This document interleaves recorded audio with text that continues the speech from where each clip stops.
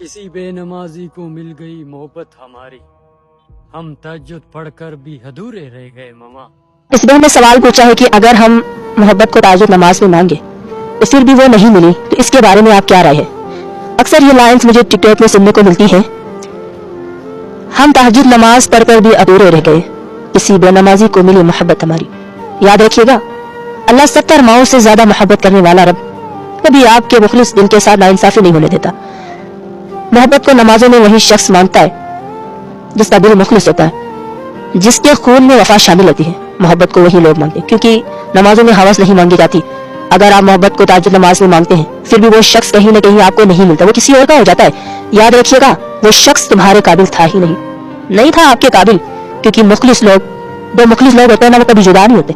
अल्लाह कहीं न कहीं इन दोनों का नसीब मिला ही देता है, चाहे वो दुनिया के जिस कोने में भी क्यों न रहते हो।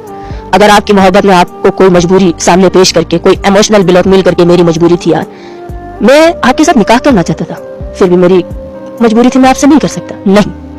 जो मोहब्बत करते हैं ना, वो हर मुमकिन कोशिश करते हैं आपको पाने के लिए, ठीक है। अगर आप किसी को तहज्जुद में मांग रही है, अगला बंदा 10 बजे तक सोया हुआ है, उसको कोई फिक्र है ही नहीं, इसको कोई टेंशन है ही नहीं, वो नमाज नहीं पढ़ता, तो आप नमाजी के साथ उस बेनमाजी को क्यों जोड़ेगा? इसलिए अगर आपको नहीं मिली आपकी मोहब्बत तो मायूस मत होइएगा मेरी बहन, क्योंकि आप वफादार, आपके खून में वफा शामिल है, इसलिए आप मोहब्बत को नमाजों में मांग रही है, ठीक है। कोशिश कीजिए, जब भी इंसान की जिंदगी में किसी न किसी इंसान के साथ मोहब्बत हो जाती है, कोशिश कीजिए उसको हलाल रिश्ते में कन्वर्ट करे। अगर नहीं मिल रही है तो अल्लाह की जात के लिए छोड़ दे, अगर दोनों मुखलिस हैं तो जरूर मिलेगी। अगर दोनों में से किसी एक की भी नियत में खोट हो तो वो नहीं मिल सकती। अगर यहाँ में कोई गलत हूँ तो आप कमेंट में मेरी इस्लाह कर सकते हैं। तो जो तहज्जुद नमाज पढ़ के भी जो शख्स आपको नहीं मिले, तो जाहिर सी बात है वो शख्स आपके काबिल था ही नहीं।